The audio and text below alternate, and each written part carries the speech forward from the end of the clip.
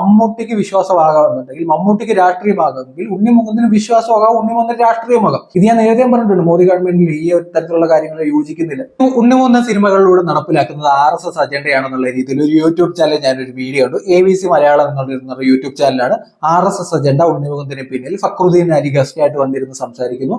നെഗറ്റീവായിട്ടൊന്നുമല്ല ഫക്രുദ്ദീൻ അലി സംസാരിക്കുന്നു. ഉണ്ണിമുകുന്ദന്റെ ഗുജറാത്തിലെ താമസത്തെ പറ്റിയും ഉണ്ണിമുകുന്ദന്റെ സിനിമാ മേഖലയിലെ തുടക്കത്തെ പറ്റിയും കാര്യങ്ങളൊക്കെ പറയുന്നുണ്ട്. ഉണ്ണിമുകുന്ദന് വന്ന പരാജയങ്ങളും വീഴ്ചകളും എല്ലാം പറയുന്നുണ്ട്. ഇന്ന് ഉണ്ണിമുകുന്ദൻ എത്തി നിൽക്കുന്ന സൂപ്പർ സ്റ്റാർ പദവിയെ പറ്റി പറയുന്നുണ്ട്.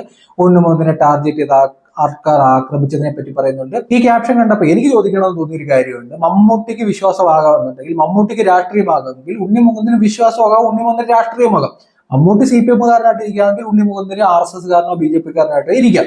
ഇനി അത് പോട്ടെ, ഉണ്ണിമുകുന്ദൻ തന്നെ ഒരു ഇന്റർവ്യൂവിനകത്ത് പറഞ്ഞിട്ടുണ്ട്, ഞാൻ ഏതെങ്കിലും രാഷ്ട്രീയ പാർട്ടിയിലോ അല്ലെങ്കിൽ ഏതെങ്കിലും ഒരു പ്രസ്ഥാനത്തിലോ പ്രവർത്തിക്കുന്നില്ല, അടുത്ത കാലത്തൊന്നും എന്റെ ഒരു ഈ മതമൊന്നും അല്ല എന്ന് ഉണ്ണിമുകുന്ദൻ തന്നെ പറയുന്നുണ്ട്.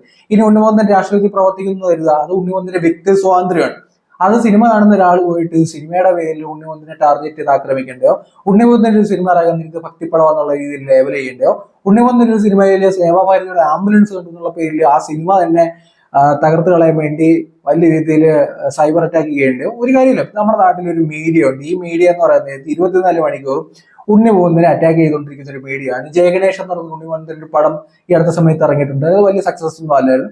ഈ സിനിമയിൽ ഉണ്ണിമുകുന്ദന്റെ ക്യാരക്ടർ എന്താന്ന് പോലും അറിയാതിരുന്നു ഞാൻ വേറൊന്നും പറയുന്നില്ല, 3-4 മാധ്യമപ്രവർത്തകർ എന്ന് പറയുന്ന വളരെ തീവ്രമായി ചിന്തിക്കുന്ന കുറച്ച് ആൾക്കാർ ഈ അടുത്ത സമയത്ത് അവരൊക്കെ ഇരുന്ന് പറഞ്ഞിട്ടുണ്ട്, ഈ മാർക്കോ എന്ന് പറയുന്ന സിനിമയിലെ വയലൻസ് ആണ്, അതൊന്നും എനിക്ക് സഹിക്കാൻ പറ്റുന്നില്ലെന്ന് പറഞ്ഞു. ഇവരിപ്പോ ഹമാസ് എന്ന് പറയുന്ന ആ സംഘടന ഒക്ടോബർ 7 ഇസ്രയേലിൽ പോയിട്ട് അവിടുത്തെ സ്ത്രീകളെ റേപ്പ് ചെയ്യുകയും തട്ടിക്കൊണ്ടുപോവുകയൊക്കെ ചെയ്യുന്ന ആ വിഷ്വൽസിനൊക്കെ സ്വാതന്ത്ര്യ സമരം എന്നൊക്കെ പറഞ്ഞുകൊണ്ട് വെള്ളപൂശിയ ആൾക്കാരാണ് ഈ ഇരുന്ന് ഡയലോഗ് അടിക്കുന്നത് എന്നുള്ളതാണ് കോമഡി. ഇത് എന്തൊരു ഡയലോഗ്! സിനിമയില് നമുക്ക് മനസ്സിലാവും ഇത് സിനിമയാണെന്ന് മനസ്സിലാക്കി നമ്മൾ ആ വയലൻസ് കാണുന്ന ആൾക്കാരും ഇത് റിയൽ ലൈഫ് കുറെ ആൾക്കാർ ഇപ്പോഴും ഹോസ്റ്റേജസ് ആയിട്ട് പലരുടെയും ഹമാസ് പോലുള്ള സംഘടനകളൊക്കെ ഹോസ്റ്റേജസ് ആയിട്ട് ആൾക്കാർ ഇരിക്കുമ്പോൾ അതിനെ 24 മണിക്കൂർ ഇരുന്ന് പുട്ടിയടിക്കുന്ന ഒരു ചാനലിലെ മാധ്യമപ്രവർത്തകർ പറയാണ്, മാർക്കോ എന്ന് പറയുന്ന സിനിമയിലെ വയലൻസ് കണ്ടിട്ട് ഞങ്ങൾക്ക് വലിയ ബുദ്ധിമുട്ടുണ്ടായിരുന്നു. ഇത് സിനിമയല്ലേ?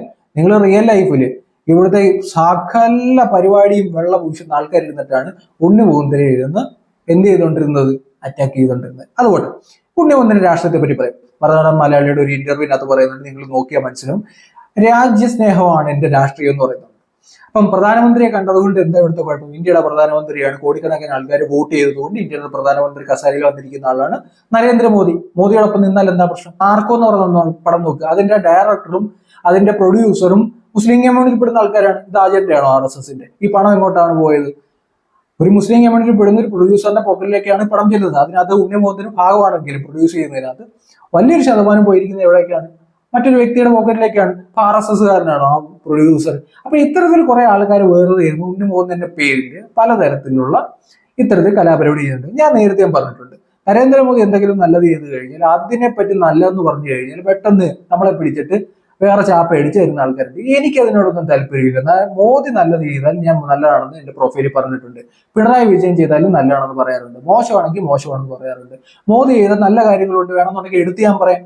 ഇതിനപ്പം നമ്മളെന്തിനെ ആരെയും പേടിക്കുന്നത്? മോദി നല്ലത് ചെയ്താൽ നല്ലതാണെന്ന് പറഞ്ഞാൽ നമ്മളെന്തിനെ ആൾക്കാരെ പേടിക്കേണ്ട കാര്യം എന്താണ്? ഇവിടെ മോദി ഗവൺമെന്റിൽ വന്നതിന് ശേഷം ഞാൻ മനസ്സിലാക്കുന്ന നല്ല ഒരു കാര്യം എന്ന് പറയുന്നത് ആർട്ടിക്കിൾ 370 കാശ്മീരിൽ എടുത്തു കളഞ്ഞാണ്. അത് എടുത്തു കളയാൻ മോദി ഗവൺമെന്റിനെ പറ്റത്തുള്ളായിരുന്നു. വേറൊരു ഗവൺമെന്റും ഇവിടെ കോൺഗ്രസ് അധികാരത്തിൽ ഇരുന്നെങ്കിൽ ചെയ്യൂല. അത് കുറെ ഈ രാഷ്ട്രീയത്തിന്റെ പേരിലും അല്ലെന്നുണ്ടെങ്കിൽ പലതരത്തിലുള്ള കമ്മ്യൂണിറ്റി ബേസ് ഒക്കെ നോക്കിയിട്ട് ഇവർ ചെയ്യൂല. ആർട്ടിക്കിൾ 370 ഇന്ന് എടുത്തു കളഞ്ഞിട്ടുണ്ടെന്നുണ്ടെങ്കിൽ കാശ്മീരിൽ എനിക്കും നിങ്ങൾക്കും പോയിട്ട് സ്ഥലം മേടിക്കാം, കൃഷി ചെയ്യാം. ഇന്ന് ബാക്കിയുള്ള സംസ്ഥാനങ്ങളെ പോലൊരു സംസ്ഥാനം മാത്രമാണ് കാശ്മീർ. അവിടെ പ്രത്യേക അവകാശങ്ങളൊന്നുമില്ല. നമ്മുടെ രാജ്യം നടപ്പിലാക്കുന്ന എല്ലാ നിയമവും കാശ്മീരിനും ബാധകമാണ്. അവർക്ക് പ്രത്യേക കൊടിയോ അല്ലെങ്കിൽ പ്രത്യേക നിയമമോ ഒന്നുമില്ല. നമ്മുടെ രാജ്യത്ത് നിയമവും കൊടിയും നമ്മുടെ ദേശീയ ഗാനവും നമ്മുടെ ദേശീയ പതാകയും ബാക്കിയുള്ള സംസ്ഥാനങ്ങളിലെ പോലെ തന്നെയുള്ളൂ കാശ്മീരിൽ. ഇതിനിപ്പോ ഈ കുറെ ആൾക്കാർ ഇരുന്നിട്ട് കാശ്മീരിൽ പ്രത്യേക അവകാശം വേണമെന്നൊക്കെ പറഞ്ഞിട്ട് വിവരക്കേടെന്നല്ല എന്താ പറയുന്നത്. ഇനി കാശ്മീരിന് അവിടുത്തെ സ്ത്രീകൾക്ക് പുറത്ത് കല്യാണം കഴിച്ചു പോകാനോ അല്ലെങ്കിൽ അവിടെ സ്വത്തുമായി ബന്ധപ്പെട്ടിട്ടുള്ള വലിയ പ്രശ്നങ്ങളുണ്ടായിരുന്നു. ഇതൊക്കെ മാറി. എന്തിന്? നമ്മുടെ സൈനികർക്ക് മര്യാദയ്ക്ക് അതിനെ പോകാൻ പറ്റാത്ത ഒരു അവസ്ഥയുണ്ട്. കല്ലേറോടെ കല്ലേറായിരുന്നു. ഈ കല്ലേറ് മാറ്റിയത് മോദിയാണ്. അവിടെ ദേശീയ പതാക ഉയർത്താൻ പറ്റാത്ത സ്ഥലങ്ങൾ ഉണ്ടായിരുന്നല്ലോ. അവിടെ പാകിസ്ഥാന്റെ കൂടി ഉയർത്തിയിരുന്ന ആൾക്കാരുണ്ടല്ലോ. അതിൽ നിന്ന് മാറ്റം കൊണ്ടുവന്നത് മോദിയാണ്. അത് ഗവൺമെന്റ് ആണ്. നമ്മൾ പറയാറുണ്ട്. ഇപ്പം നമ്മുടെ അടുത്ത് ഞാൻ പലപ്പോഴും പോയി മരുന്ന് മേടിക്കുന്നതാണ് ജൻ ഔഷധി. ഈ ജൻ ഔഷധിയുമായി ബന്ധപ്പെട്ട് നമ്മളൊന്ന് ആലോചിച്ച് നോക്കിയേ, ഒരു ഡോക്ടർ എഴുതി തരുന്ന ഈ മരുന്ന് കമ്പനിയുടെ പേരുള്ള ചില മരുന്നുകളുണ്ട്, നമുക്ക് മേടിക്കാൻ പറ്റത്തില്ല, ഭയങ്കര വിലയാണ്. ഭയങ്കര വില എന്ന് വെച്ചാൽ ഭയങ്കര വിലയാണ്. ആ മരുന്ന് കമ്പനിയുടെ വിലയുള്ളതൊന്നും നമുക്ക് മേടിക്കാൻ പറ്റില്ല. അതേസമയം ഈ കുറുപ്പുമായിട്ട് നമ്മൾ ജൻ ഔഷധി ചെന്ന് കഴിഞ്ഞാൽ വളരെ തുച്ഛമായ രീതിയിലുള്ള മരുന്നിന് വിലയുള്ളൂ, സാധാരണക്കാർക്ക് പറ്റുന്നുണ്ട്. നല്ല കാര്യമാണ്. കിസാൻ സമ്മാൻ നിധി 2000 രൂപ വെച്ച് ഇപ്പൊ അത് 5 ഗഡു ആക്കിയെന്ന് തോന്നുന്നു, 10,000 രൂപ ആക്കിയെന്നാണ് ഞാൻ മനസ്സിലാക്കുന്നത്. 10,000 രൂപ സാധാരണക്കാർക്ക് വലിയ ആശ്വാസമാണ്, കൃത്യമായി കിട്ടുന്നുണ്ട്. എപ്പോഴെങ്കിലും ഒരു ബ്ലോക്ക് ആയിട്ടുണ്ടോ? ഇതുവരെ ബ്ലോക്ക് ആയിട്ടില്ല കിസാൻ സമ്മാൻ നിധി, ഇതുവരെ ബ്ലോക്ക് ആയിട്ടില്ല. അങ്ങനെ നല്ല നല്ല കാര്യങ്ങൾ ചെയ്യുന്നുണ്ട്. ഇപ്പൊ ഫോറിൻ പോളിസി, പല രാജ്യങ്ങളിൽ കുടുങ്ങി കിടക്കുന്നവരെ എത്ര നല്ല രീതിയിലാണ് നമ്മൾ തിരിച്ചെത്തിച്ചിട്ടുള്ളത്. ഫോറിൻ പോളിസിയിൽ മോദി ഗവൺമെന്റ് വന്നതിന് ശേഷം എന്തെല്ലാം നല്ല മാറ്റങ്ങൾ വന്നിട്ടുണ്ട്.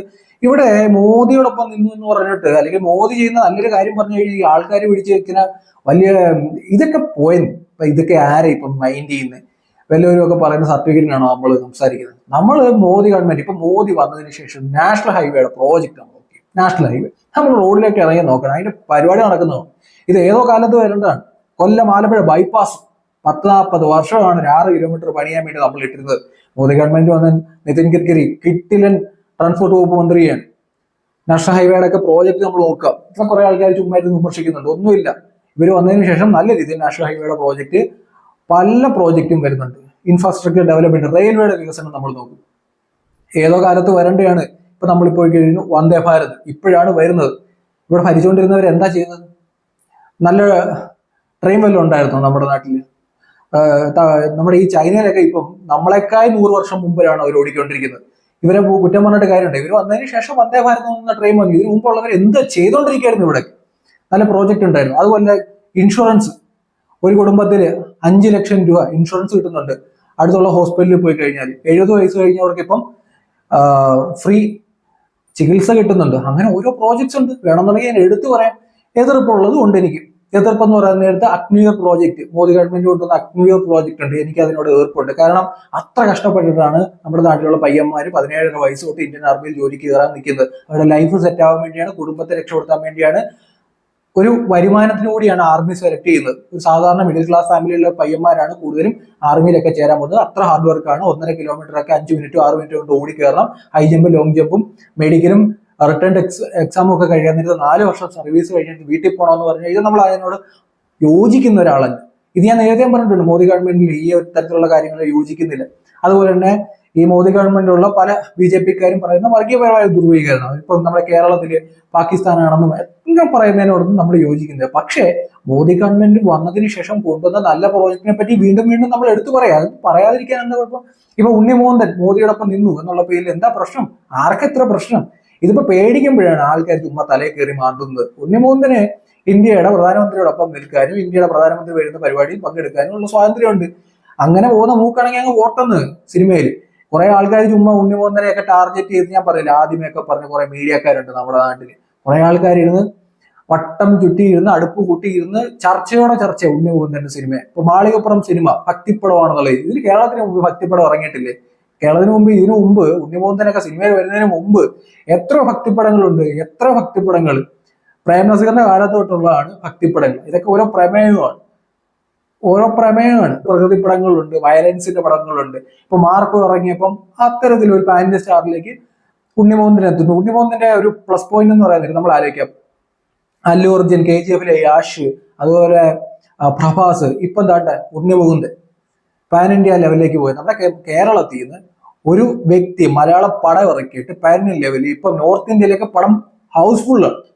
ആ പടം അങ്ങനെ ഓടിക്കൊണ്ടിരിക്കണം. മലയാളത്തിൽ ഇറക്കിയിട്ട് അങ്ങനെ ഒരു പടം ഓടിക്കൊണ്ടിരിക്കുകയാണ്. വേറെ ഭാഷയിൽ പോയി അഭിനയിച്ചിട്ട് അത് ഡബ് ചെയ്ത് പോകുന്ന കാര്യമല്ല ഞാൻ പറഞ്ഞത്. മലയാളത്തിൽ ഇറക്കിയിട്ട് മലയാള പടം അടിച്ചുകൊണ്ടിരിക്കുകയാണ്. നമ്മൾ യാഷ് ചെയ്ത പോലെ, പ്രഭാസ് ചെയ്ത പോലെ മലയാളത്തിൽ നിന്നും ഉണ്ണിമോഹൻ ചെയ്തുകൊണ്ടിരിക്കുകയാണ്. ഷെയ്നികം ഒരു ഉണ്ണിമോഹൻ ഫാൻസ് ഇന്ത്യ എന്നൊക്കെ പറഞ്ഞുകൊണ്ട് കുറച്ച് ആളുകൾക്ക് മുമ്പ് കളിയാക്കുന്നുണ്ട്. ഒരു TV പരിപാടിയിൽ ഇരുന്നിട്ട് ഇപ്പൊ എന്ത് പറ്റി? ഇപ്പൊ സത്യം പാൻ ഇന്ത്യൻ സ്റ്റാറായി. അപ്പൊ അന്ന് UMFI എന്നൊക്കെ പറഞ്ഞുകൊണ്ട് കളിയാക്കിയിരുന്ന ആൾക്കാർക്ക് ഇപ്പൊ എവിടെ ആരെങ്കിലും കാണാനുണ്ട്? അപ്പം അടിച്ചമർത്തതിനകത്തൊന്നും കാര്യമില്ല. ഉണ്ണിമോഹൻ രാഷ്ട്രീയമാകാം, ഉണ്ണിമോഹൻ വിശ്വാസമാകാം. ഹിന്ദുവായി ജനിച്ചിട്ടുണ്ടെങ്കിൽ ഉണ്ണിമോഹൻ വിശ്വാസമായിട്ട് മുമ്പോട്ട് പോകാം. ദൈവത്തിന്റെ ഫോട്ടോ ഇടാം. ഇതിന്റെ ഇടയിലൊക്കെ ചൊറിയേണ്ട കാര്യമുണ്ടോ? പ്രധാനമന്ത്രിയോടൊപ്പം നിന്നു. ഇപ്പൊ പ്രധാനമന്ത്രിയോടൊപ്പം നിന്നു, അല്ലെങ്കിൽ ഉണ്ണിമോന്തൻ RSSകാരനാണ് എന്നൊക്കെ പറയുന്ന ആൾക്കാർ. ഇന്ത്യയുടെ പ്രധാനമന്ത്രി ആരാ പിന്നെ? ഇന്ത്യയുടെ പ്രധാനമന്ത്രി RSSകാരനാണ്. നമ്മുടെ കേരളത്തിൽ ഇപ്പൊ ഒരു ഗവർണർ വന്നിട്ടുണ്ട്. ആരാണ്? ഗോവയിലുള്ള RSSകാരനാണ്, മുൻ മന്ത്രിയാണ്, കേരള ഗവർണറാണ്. മന്ത്രിയോടൊപ്പം ഒന്നും പോയി നിൽക്കരുതെന്ന് പറഞ്ഞാൽ പോയി പണി നോക്കാൻ പറയണത്. അതിൽ കൂടുതലൊന്നുമില്ല. ഇപ്പം ഉണ്ണിമോന്തൻ RSSന്റെ അജണ്ടയാണ് എന്നുള്ള രീതിയിലൊക്കെ ചുമ്മാ വെച്ച് താങ്ങുന്നുണ്ട് ആൾക്കാർ. അങ്ങനെയാണെന്നുണ്ടെങ്കിൽ ഉണ്ണിമോന്തന്റെ മാർക്കോ സിനിമയുടെ പ്രൊഡ്യൂസർ ആരാ? അടുത്ത സിനിമയുടെ പ്രൊഡ്യൂസർ ആരാ? വരാൻ പോകുന്ന സിനിമകൾ വേറെ ഉണ്ടല്ലോ, അതിന്റെയൊക്കെ പ്രൊഡ്യൂസർ ആരാന്ന് നോക്ക്. അപ്പം പണം എങ്ങോട്ടാ പോകുന്നത്? അപ്പം മുസ്ലിം കമ്മ്യൂണിറ്റിയിൽ പെടുന്ന ആൾക്കാരാണോ RSSന്റെ ഏജന്റുമാരായിട്ട് ഇന്ത്യയിൽ പ്രവർത്തിക്കുന്നത്? അപ്പൊ ഇങ്ങനെ കുറെ ചോദ്യങ്ങളൊക്കെ ഉണ്ട്. എന്നാലും ഞാൻ പറയുന്ന അഭിപ്രായം ശരിയാണെന്ന് തോന്നുവാണെങ്കിൽ നമ്മുടെ പേജ് ഫോളോ ചെയ്യുക. എത്രയും പെട്ടെന്ന് നമുക്ക് 1 lakh സബ്സ്ക്രൈബേഴ്സിലേക്ക് എത്തേണ്ടതായിട്ടുണ്ട്. പിന്തുണയ്ക്കുക. നമ്മൾ പറഞ്ഞ കാര്യം ശരിയാണെന്ന് തോന്നുന്നു, പിന്തുണയ്ക്കുക, സബ്സ്ക്രൈബ് ചെയ്ത് പിന്തുണയ്ക്കുക, ബെൽ ബട്ടൺ അമർത്തുക, ഒരു കമന്റ് നിങ്ങൾ ഇടുക. നന്ദി.